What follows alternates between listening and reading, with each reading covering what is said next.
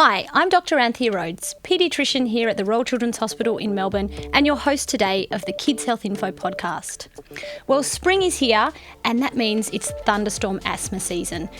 At the moment on the podcast, we're chatting to some of our expert doctors from downstairs in the emergency department, and thunderstorm asthma is one of those things that sometimes brings kids into our ED.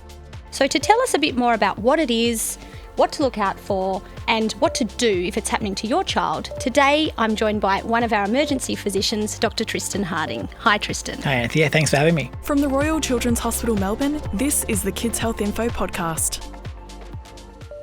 So thunderstorm asthma, I feel like we hear about it all the time, but is it really a new concept or has it been around a while? Thunderstorm asthma has been around for quite a while, but it's one of those rare episodes or things we don't see very commonly. There's actually been less than 10 episodes seen in Victoria ever. So Tristan, you've mentioned the word episode, a thunderstorm asthma episode a lot. What do you mean by that? So with a thunderstorm asthma episode, we get a lot of people becoming unwell at the same time due to a combination of high pollen levels and a change in the weather. So that episode is like the event where multiple people have experienced thunderstorm asthma. Correct. So what actually happens when someone experiences thunderstorm asthma? So thunderstorm asthma is a phenomenon where children or adults can have sudden onset difficulty breathing, and it's caused by a sudden change in the weather, a certain type of thunderstorm that sweeps pollen up into the air, breaks it down into tiny little particles, which we then breathe in, and they attack our airway.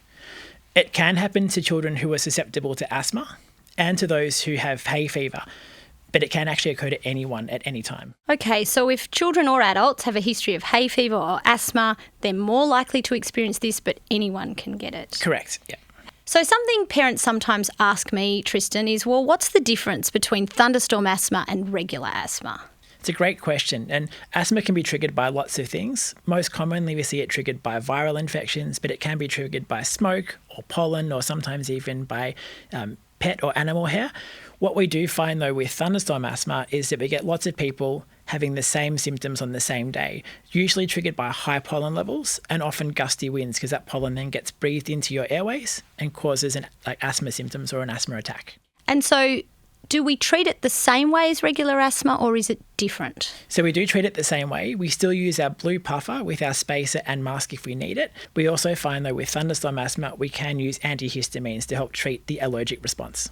So what can parents look out for if perhaps thunderstorm asthma might be happening to their child? What are the signs? The things we tell parents to watch out for is mostly to do with their breathing. So if a child suddenly develops shortness of breath or they're finding it really hard to catch a breath, we see them going blue around their lips or having frequent coughing episodes. They're things that they should watch out for, and if they occur, seek medical attention, be that your local emergency department or calling an ambulance if you're really worried. And what is it exactly that would be a situation where you should call an ambulance or come to the ED with thunderstorm asthma? The kind of things you worry about is children who have persistent coughing fits that won't break, children who become intensely itchy, or children who might be really, really struggling to catch a breath to the point of going a bit blue around their lips. In that situation, you should definitely go to your local emergency department or call an ambulance. And there's lots of treatments we can use to try and help with a thunderstorm asthma event. And for parents at home, perhaps if it's not as severe or while they're waiting for that emergency help or care to arrive, is there anything that they can do at home for treatment? If a child has a known history of asthma, trying their asthma medication, so normally their blue puffer, and if they're young, using it through a spacer and a mask to make sure we're getting as much as we can into the lungs. For children who have lots of allergies, trying an antihistamine is probably the best way to make sure we're not just treating but also preventing the risk of it occurring as well. Okay, and so with antihistamines for children, what sort of formulation might that be? So as adults, a lot of us might be popping antihistamine tablets of some sort with spring around. What about for kids? There's lots of commercially available syrups or liquids for antihistamines. All of them are very safe. They're all non-drowsy formulations, and the dosing is very straightforward as per the instructions on the box or the bottle. So I'd recommend having some at home at this time of the year for anyone who's susceptible or they've got a family history of allergies, because they're very safe medications which can be given in that situation. Okay, great. So if you know your child's at risk of hay fever or asthma, having an action plan and having those particular treatments and medicines ready to go and using them if you've got signs of thunderstorm asthma coming on. Yeah, they're both very safe, so definitely recommend that. What about prevention? So prevention, I guess, comes down to our two main risk groups. So children who have a known history of asthma and those who have a known history of allergies. And a lot of it can apply to anyone, even if you don't have those. We're now very good at forecasting thunderstorm asthma events because of high pollen counts and changes in the weather. So anyone on those days, I'd recommend having antihistamines in the morning the day of, if you would normally do that. Even if you don't have symptoms happening, just as a prevention, is that right? Particularly if you are susceptible to getting hay fever or those kind of symptoms where you get itchy or sneezing that time of the year, having antihistamines on the day of a warning event would be certainly helpful.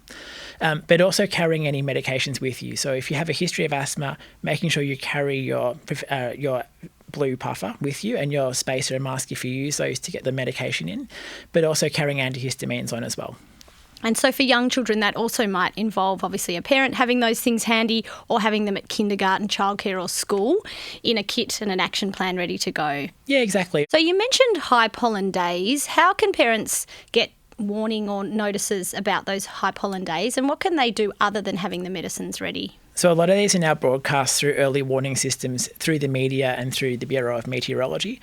A lot of the pollen forecasts you can see in the weather every day, but equally making sure that if it is a high-risk day, that we're taking precautions where possible to keep children either indoors, making sure they're not outside at the time of weather events like when the wind is picking up or when the storms are on their way, and making sure that they have had their medications in anticipation. Yeah, great. And we'll put some links actually in our show notes and the Kids Health Info fact sheet to help parents find a way to actually keep track of those pollen warnings, because they are, as you say, frequently now broadcast, and sometimes even in the news you'll see a heads up that those sorts of things are ahead, especially here in Melbourne. And I will just reiterate that these are rare events. There have been less than 10 in Victoria that we've ever recorded. So whilst we don't expect them, we do want parents to be prepared in case one was to happen again. Thanks so much, Tristan. Lots of really practical advice there, reassuring things for parents to know what they can do, what to look out for. And as you say, in the end, fortunately, these things are rare, but important to know and be ready just in case one of those things happens and it's one of your kids who's unwell. Indeed. Thanks again for joining us. Thanks, Anthea.